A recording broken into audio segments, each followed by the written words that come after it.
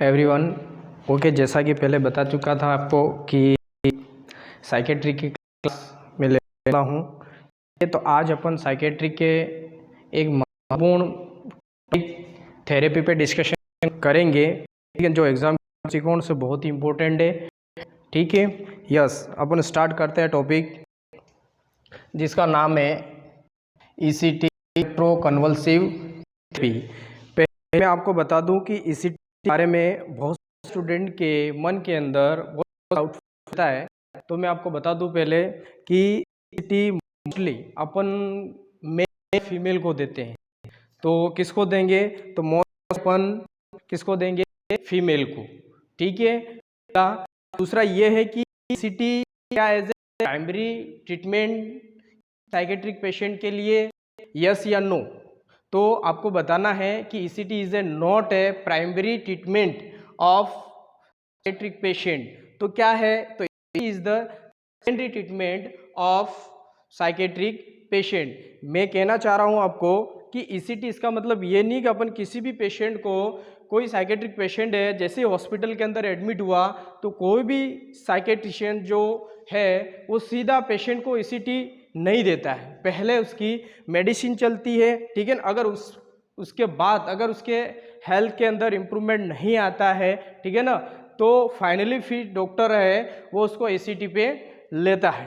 ठीक है। तो ये दो क्वेश्चन आपको याद रखने हैं कि ईसीटी मेनली फीमेल को दी जाती है। सेकेंड कि ECT is a secondary choose होता है ट्रीटमेंट के लिए। ठीक है। फर्स्ट अपन बात करते हैं ईसीटी को पार्ट्स के अंदर पढ़ेंगे, जिसके अंदर वन बाय वन अपन देखेंगे। यस, पार्ट नंबर फर्स्ट, जिसके अंदर अपन देखेंगे डिस्कवरी ऑफ ईसीटी की खोज किसने की थी, ठीक है ना, कब की थी, यहां से भी एमसीक्यू है तो आपको ध्यान रखना है। फर्स्ट डिस्कवरी की ईसीटी की खोज यूगो लैसिड लुसिनो बिन्नी ने फर्स्ट ईसीटी की डिस्कवरी की थी। ठीक है। कब की थी? तो 1938 के अंदर आपको याद रखना है कि ईसीटी की खोज किसने की थी। तो सरलेटी लुसिनो बिन्नी ने 1938 के अंदर ईसीटी की खोज की थी। ठीक है ना। अब ईसीटी की जरूरत क्यों पड़ी? क्योंकि अपन जानते हैं कि बहुत सारे ट्रीटमेंट फेल होने के बाद अपन पेशेंट को देखा गया कि ईसीटी के माध्यम से पेशेंट के जैसे बहुत सारी मेनिया जैसी कंडीशन है, डिप्रेशन जैसी कंडीशन है, उसको पेशेंट के अंदर उसमें इम्प्रूवमेंट ला सकते हैं। ठीक है। तो फर्स्ट पार्ट के अंदर आपको याद रखना है कि डिस्कवरी ऑफ ईसीटी, इसके अंदर ध्यान रखना है कि यूगो सलेटी और लुसिनो बिन्नी ने, ये दो साइकेट्रिस्ट हुए जिन्होंने 1938 के अंदर ईसीटी की खोज की। यस, नेक्स्ट अपन बढ़ते हैं पार्ट नंबर 2 पे। पार्ट नंबर 2 के अंदर क्या रहेगा? अब इन्होंने यूगो लिसेटी और बिन्नी ने 1938 के अंदर क्या ईसीटी की डिस्कवरी की थी। अब इस ईसीटी के अंदर बहुत सारे कॉम्प्लिकेशन हुए, ठीक है ना, तो जिसको बाद में चल के इसमें कुछ सुधारीकरण हुआ। अब क्या क्या सुधारीकरण हुआ? पहले इस ईसीटी को अपन ईएसटी के नाम से जानते थे, ठीक है ना। ईएसटी बोले तो इलेक्ट्रो शॉक थेरेपी के नाम से अपन जानते थे। बट बाद में पता चला कि भाई साहब अपन किसी पेशेंट को ईसीटी देते हैं तो उसके अंदर अपन क्या प्रोड्यूस करवा रहे हैं? कन्वर्जन प्रोड्यूस करवा रहे हैं, नॉट ए पेशेंट शॉक में नहीं जा रहा। ठीक है ना। तो किसी न किसी कारण से इस ईसीटी को कैंसिल किया और बाद में चल के इसका नाम क्या रखा गया? ईसीटी, यानी इलेक्ट्रो कन्वर्जिव थेरेपी। आया समझ में? यस। अब अपन पढ़ेंगे टेक्निक्स ऑफ ईसीटी कि ईसीटी की क्या क्या टेक्निक्स है। मेनली दो टेक्निक्स होती है। पार्ट नंबर थर्ड के अंदर अपन देखेंगे टेक्निक्स ऑफ ईसीटी। यस, तो दो प्रकार की ईसीटी अपन देते हैं। फर्स्ट कौन सी होती है? डायरेक्ट, ठीक है। दूसरी होती है इन डायरेक्ट, इनडायरेक्ट ईसीटी और दूसरी होती है डायरेक्ट ईसीटी और इनडायरेक्ट ईसीटी। अब अपन देखेंगे कि डायरेक्ट ईसीटी अपन कैसे लगाते हैं, ठीक है ना, कौन कौन से एजेंट यूज करते हैं और क्या इसका प्रोसीजर रहेगा, ठीक है ना। तो डायरेक्ट ईसीटी की बात करें अपन सबसे पहले, उसके बाद में अपन इनडायरेक्ट ईसीटी टेक्निक की बात करेंगे। तो डायरेक्ट के अंदर डायरेक्ट टेक्निक की बात करें तो पहले पेशेंट को ईसीटी देने से पहले, ठीक है ना, ईसीटी देने से पहले हम क्या रखेंगे पेशेंट को, NBM, ठीक है ना। कब तक के लिए रखेंगे, इंस्ट्रक्ट करेंगे पेशेंट को 4 to 6 आवर। ईसीटी देने से पहले ही आपको पेशेंट को बता देना है, ठीक है ना, उसके जो भी रिलेटिव्स है उनको बता देना है कि भाई साहब इसको कल मॉर्निंग में क्या है ईसीटी लगने वाली है।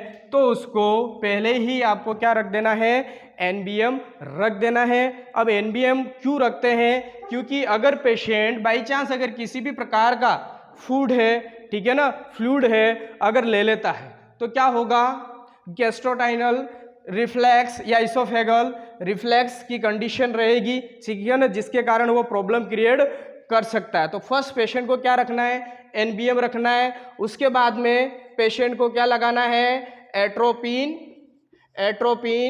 सल्फेट, क्या देंगे, एट्रोपिन सल्फेट, यस। अब एट्रोपिन सल्फेट क्या काम करता है, एट्रोपिन सल्फेट क्यों लगाएंगे, क्योंकि एट्रोपिन सल्फेट क्या होता है, जो अपने सलाइवरी सिक्रीशंस होते हैं, सलाइवरी सिक्रीशंस होते हैं उसको क्या कर देगा, डिक्रीज कर देगा, उसको कम कर देगा।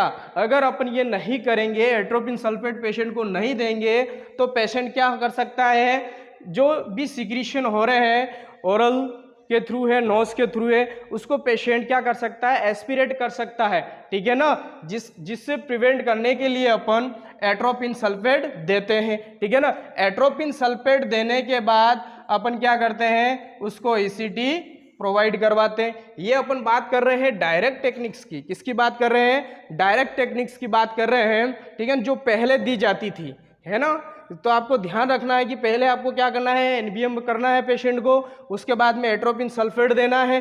क्यों देना है, क्योंकि ये सलाइवरी सिक्रीशन को कम करेगी, ठीक है ना। उसके बाद में अपन ईसीटी देते हैं, ये पहले तरीका था, ठीक है ना। अब अपन बात करते हैं, अब इसके अंदर बहुत सारी कमियां रही, ठीक है ना, बहुत सारी कमियां रही और बहुत सारे कॉम्प्लिकेशन क्रिएट हुए। देखे गए कि अगर ये ईसीटी दे रहे हैं तो इसके अंदर बहुत सारे कॉम्प्लिकेशन निकल गए। तो धीरे धीरे आगे चल के इसके अंदर क्या हुआ, चेंज किया, कुछ परिवर्तन किया इसके अंदर, ठीक है ना। इन कॉम्प्लिकेशन को कैसे अपन कम कर सकते हैं, ठीक है। तो अब मैं आपको बताने जा रहा हूं इनडायरेक्ट ईसीटी टेक्निक्स के बारे में, ठीक है। अब देखना, इनडायरेक्ट इसके बारे में अपन डिस्कशन करेंगे। अब इनडायरेक्ट ईसीटी के बारे में बात करें अपन, इनडायरेक्ट टेक्निक्स के बारे में बात करें तो इसका क्या प्रोसीजर रहा, ठीक है ना, इसको कैसे दी पेशेंट को। तो पहले पेशेंट को क्या रखना है, NBM रखना है, ठीक है ना। NBM रखने के बाद उसको क्या करना है, वही सेम की तरह आपको एट्रोपिन सल्फेट देना है, ठीक है ना। अब एट्रोपिन सल्फेट के बाद अपन क्या देते हैं, मेन चीज यहाँ पे आपको ध्यान रखना है, क्या रखना है कि यहाँ पे आपको देना है नेक्स्ट एनेस्थेटिक एजेंट का प्रयोग करना है। Anaesthetic agent like thiopentone sodium, कौन सा देना है, थियोपेंटोन सोडियम देना है, ठीक है ना। उसके बाद में आपको क्या करना है, सक्सिनाइल कोलिन देना है, सक्सिनाइल, ठीक है ना, सक्सिनाइल कोलिन देना है।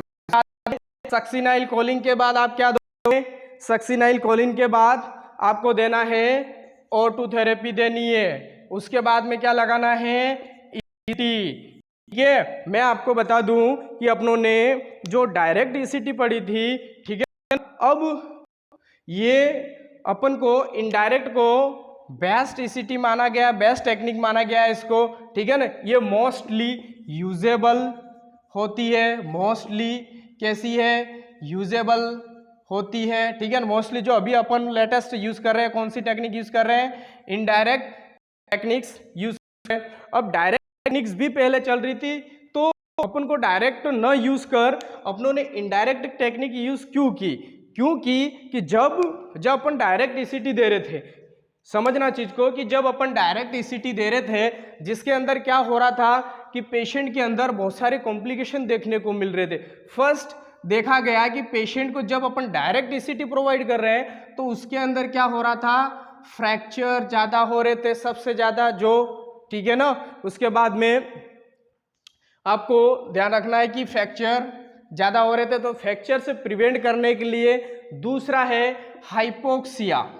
क्या, हाइपोक्सिया देखने को मिल रहा था, आया समझ में। तीसरा एंजाइटी की कंडीशन हो रही थी। अब इन तीनों को प्रिवेंट करने के लिए, ठीक है ना, अपनों ने क्या किया, किसी न किसी प्रकार का अपनों ने एजेंट का प्रयोग किया, ठीक है ना। एंजाइटी को कैसे कम करे, हाइपोक्सिया को कैसे प्रिवेंट करे और फ्रैक्चर को कैसे प्रिवेंट करे, ठीक है। अब मैं आपको बता दूं कि पेशेंट को वही 4 to 6 आवर तक क्या रखना है, एनबीएम रखना है, ठीक है ना। एनबीएम रखने के बाद लगाना है एट्रोपिन सल्फेट। ये बता रहा हूं आपको, इनडायरेक्ट टेक्निक के बारे में बता रहा हूं, ठीक है ना। जो ये कॉम्प्लिकेशन हो रहे थे डायरेक्ट ईसीटी के अंदर, ठीक है ना, उससे प्रिवेंट करने के लिए अपनों ने इस ईसीटी के अंदर, जो इनडायरेक्ट ईसीटी है, इसके अंदर अपनों ने कुछ मॉडिफाई किया, इसलिए इसको मॉडिफाइड टेक्निक भी बोलते हैं या मॉडिफाइड ईसीटी भी बोलते हैं, ठीक है ना। अब इसके अंदर क्या क्या मॉडिफाई हुआ वो देखो कि एनबीएम रखा, एट्रोपिन सल्फेट अपनों ने दिया, ठीक है ना। उसके बाद में अपनों ने क्या दिया, एनेस्थेटिक एजेंट। क्या दिया, एनेस्थेटिक एजेंट। और यहाँ पे एनेस्थेटिक एजेंट देने की जरूरत क्यों है, ठीक है ना। एनेस्थेटिक एजेंट अपनों ने क्यों दिया, क्योंकि ये जैसे ही अपन किसी पेशेंट को एनेस्थेटिक एजेंट दे देंगे लाइक थियोपेंटेन, सोडियम, ठीक है ना, तो उस पेशेंट के अंदर क्या होगा कि जो एंजाइटी का डर है, ठीक है ना, वो क्या हो जाएगा, कम हो जाएगा, ठीक है। दूसरा अपन बात करें, अपनों ने क्या दिया उसके बाद में, सक्सिनाइल कोलिन, क्योंकि फ्रैक्चर क्या हो रहा था, ज्यादा हो रहा था, ठीक है ना।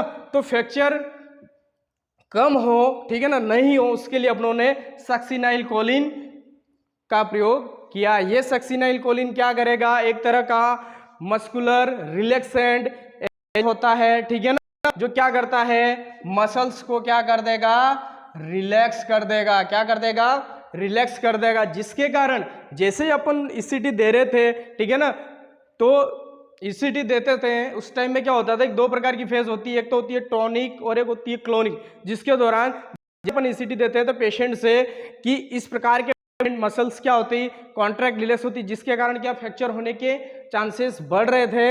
इसको प्रिवेंट करने के लिए अपनों ने सक्सिनाइल कोलिन दिया, ठीक है ना। सक्सिनाइल कोलिन ने क्या हुआ, मसल्स को रिलैक्स कर दिया, तो फ्रैक्चर का खतरा कम हो गया, ठीक है ना। अब ये देने के बाद आपको क्या देना है, O2 देना है। O2 क्यों देना है, ठीक है ना, क्योंकि क्या देखा था अपनों ने, पेशेंट के अंदर हाइपोक्सिया की कंडीशन हो रही थी। जब अपन ईसीटी देते हैं तो ब्रेन के अंदर जो ऑक्सीजन लेवल है वो कम हो जाता है, तो पेशेंट हाइपोक्सिया की कंडीशन में जा सकता है। तो इसको प्रिवेंट करने के लिए अपनों ने क्या दे दिया, O2, ठीक है ना, जिसके कारण ऑक्सीजन लेवल मेंटेन रहेगा आपका, ठीक है। अब उसके बाद में फाइनली आपको क्या करना है, ईसीटी देना है। तो आपने देखा कि डायरेक्ट ईसीटी का जो तरीका था लगाने का, ठीक है ना, उसमें अपनों ने देखा था कि एनबीएम रखा था 4 to 6 आवर के लिए, उसके बाद में एट्रोपिन सल्फेट था, और अपनों ने सीधा क्या लगा दिया था, ईसीटी दे दिया था, ठीक है ना। यहाँ पे अपन को ये नहीं करना है, ठीक है ना, किसके अंदर, इनडायरेक्ट टेक्निक्स के अंदर, या इसको मॉडिफाइड टेक्निक भी कहते हैं, जिसके अंदर आपको पहले क्या रखना है, पेशेंट को एनबीएम रखना है, एट्रोपिन सल्फेट देना है। एट्रोपिन सल्फेट क्या काम करेगी, ठीक है ना, जो सलाइवरी सिक्रीशन है उसको डिक्रीज करेगी, कम करेगी। उसके बाद में आपको एनेस्थेटिक एजेंट लगाना है, क्योंकि पेशेंट को क्या हो रही है, एंजाइटी हो रही है। एंजाइटी को कम नहीं करेंगे तो अपन किसी भी पेशेंट को ईसीटी, किसी पेशेंट के हेल्थ के अंदर जो उसको प्रॉब्लम है उसको इंप्रूवमेंट करने के लिए दे रहे हैं। और आप अगर एंजाइटी अगर पेशेंट को है, ठीक है ना, तो पेशेंट क्या ऑलरेडी घबराया हुआ है, ठीक है ना, तो इसको कम करना बहुत जरूरी है।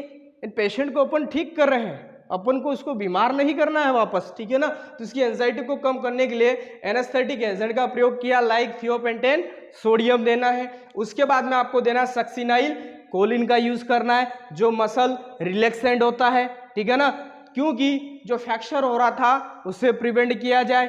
यस, नेक्स्ट आपको क्या देना है, O2 देना है, ठीक है, ताकि हाइपोक्सिया की कंडीशन को कम किया जाए, ठीक है। और फाइनली फिर आपको क्या लगाना है, ECT देना है। तो आपको ध्यान रखना है कि अपनों ने पार्ट नंबर 3 के अंदर टेक्निक्स ऑफ ECT के बारे में बात की। 2 प्रकार की टेक्निक्स देखी अपनों ने। फर्स्ट देखा डायरेक्ट टेक्निक, दूसरा देखा अपनों ने इनडायरेक्ट टेक्निक, जिसको अपन मॉडिफाइड टेक्निक भी बोलते हैं। तो ये 2 टेक्निक्स के बारे में ध्यान रखें। अब अपन आगे बढ़ते हैं नेक्स्ट 4th स्टेप पे कि इसके अंदर क्या होता है। पार्ट नंबर 4 के अंदर देखिए, पार्ट नंबर 4 जिसके बारे में अपन देखते हैं कि मीन्स ऑफ ECT। भाई ये भी समझ लो कि ECT का मीन्स क्या होता है, ठीक है ना। पार्ट्स नंबर 3, अब इसके अंदर देखो 4th की डेफिनेशन ऑफ ECT। अब ECT का मीन्स क्या होता है, ठीक है ना। तो ECT को मैं सिंपल भाषा में अगर डिफाइन करूं तो आपको ध्यान रखना है कि ECT क्या है। ECT is a painless condition होती है, ठीक है ना, पेनलेस कंडीशन होती है, ठीक है ना, या प्रोसीजर होता है, ठीक है ना, जिसके अंदर अपन करते क्या, पेनलेस फॉर्म ऑफ इलेक्ट्रिकल्स। इसके अंदर अपन करते क्या है, देखो ECT का मीन्स मैं आपको बताऊं कि it is a painless procedure या कंडीशन, जिसके अंदर अपन करते क्या है, इलेक्ट्रिकल्स, ठीक है ना, इट्स फॉर्म ऑफ इलेक्ट्रिकल, या फिर अपन इसको मैकेनिकल भी बोल सकते हैं, ठीक है ना, क्या है, मैकेनिकल या मेडिकल्स, ठीक है ना। यस, अब इसके अंदर करते क्या है अपन, ठीक है ना, इन विच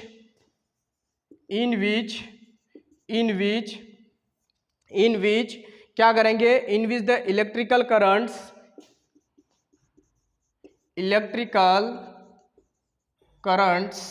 अपन क्या करेंगे, पेशेंट को प्रोवाइड करवाएंगे, ठीक है ना। अब इलेक्ट्रिकल करंट्स क्या करवाएंगे, देंगे अपन, जिसके अंदर विथ हेल्प ऑफ इलेक्ट्रोड, किसके द्वारा, इलेक्ट्रोड के द्वारा अपन क्या करेंगे, पेशेंट को करंट प्रोवाइड करवाएंगे, ठीक है ना। अब करवाना कहाँ पे, प्लेस कहाँ करना है इलेक्ट्रोड को, तो बाई टेम्पोरल रीजन पर आपको इलेक्ट्रोड को प्लेस करवाना है। जैसे ही अपनों ने इलेक्ट्रोड बाई टेम्पोरल रीजन पे प्लेस किया तो पेशेंट के अंदर क्या होगा, प्रोड्यूस द कन्वल्जन, क्या प्रोड्यूस होंगे, कन्वल्जन प्रोड्यूस करेंगे।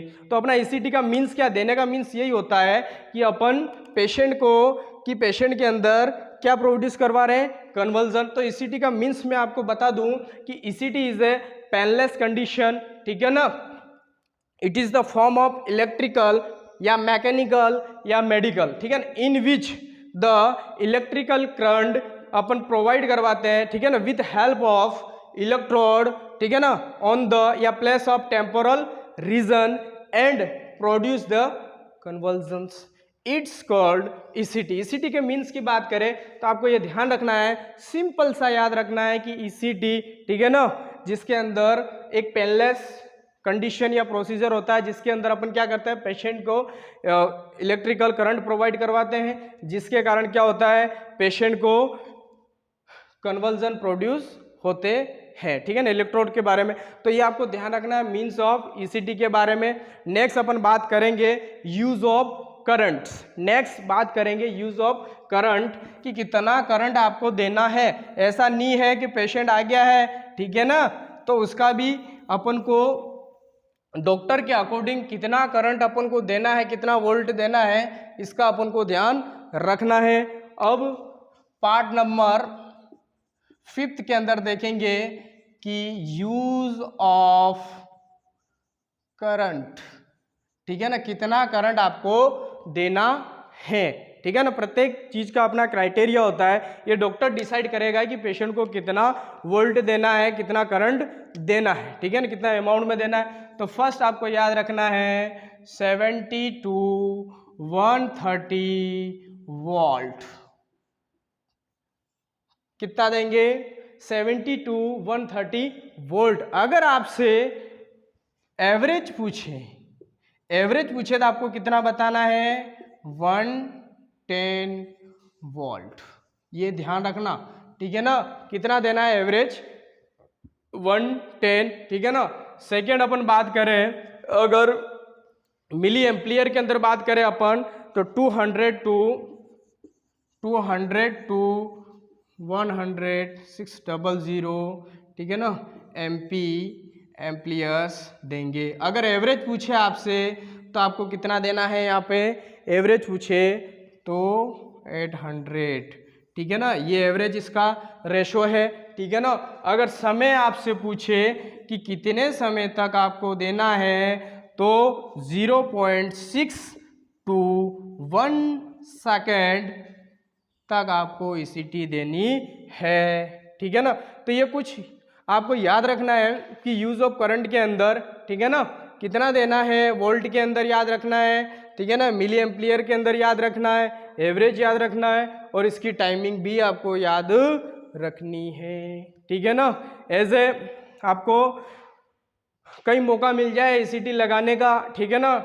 डॉक्टर अगर आपको कह दे कि भाई साहब इस पेशेंट को ECT देनी है, ठीक है ना, तो आपको ध्यान रखना है कि कितना वोल्ट देना है, ठीक है ना, कितने समय तक देना है, ठीक है ना। यस, तो पार्ट नंबर 5 के अंदर यूज ऑफ करंट के बारे में अपनों ने देखा। तो अभी तक अपनों ने क्या क्या देख लिया, वापस रिवीजन कर रहा हूं मैं, ठीक है ना, वापस रिपीट कर रहा हूं। फर्स्ट अपनों ने देखा कि ECT किसने डिस्कवर की, ठीक है ना।